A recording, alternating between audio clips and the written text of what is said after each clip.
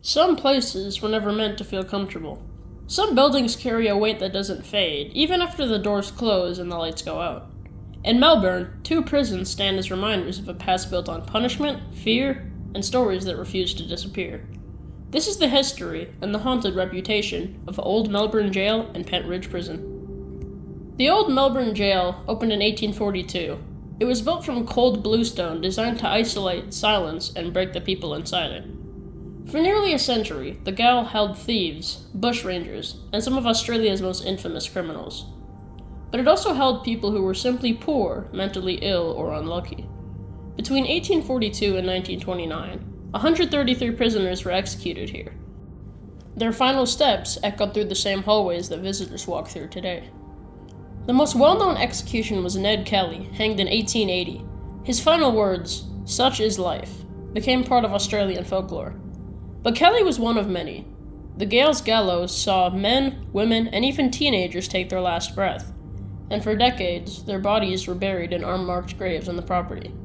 Later, many of those remains were moved to Pentridge Prison, linking the two sites in a way that still shapes their stories today. Among all the cells in the jail, one is mentioned more than any other: Cell 17. Visitors have reported sudden cold spots, the feeling of being pushed, and scratches appearing on their necks or arms. Staff have talked about the electronics shutting off and service dogs refusing to enter the doorway. Whether these experiences come from the building's age, its acoustics, or its history, Cell 17 remains the most unsettling part of the jail. The Old Melbourne Jail was designed to be silent. Thick stone walls absorb sound. Narrow hallways create echoes that seem to come from nowhere. Dim lighting makes shadows stretch and distort. When you combine architecture like this with a long history of suffering, it's no surprise that people feel watched even when they're alone. As Melbourne grew, the jail became overcrowded. In 1851, Pentridge Prison opened in Coburg, a place that would become one of Australia's most feared correctional facilities.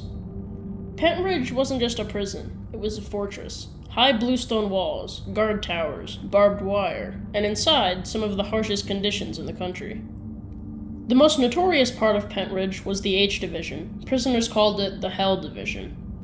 It was a maximum security wing known for strict discipline, solitary confinement, and violent punishment. Former inmates described it as a place where time felt endless and silence felt dangerous. Even today, people who visit H Division talk about the atmosphere, a heaviness that settles in your chest the moment you step inside.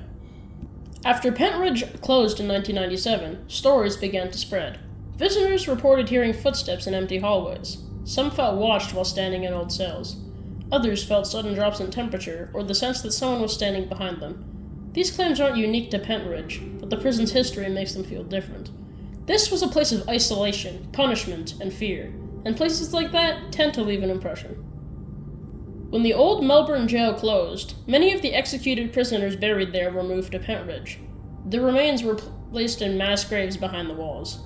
This physical connection, from the gallows of the jail to the grounds of Pentridge, is one of the reasons that both sites share a heavy reputation. 2 prisons, 1 history, and countless stories.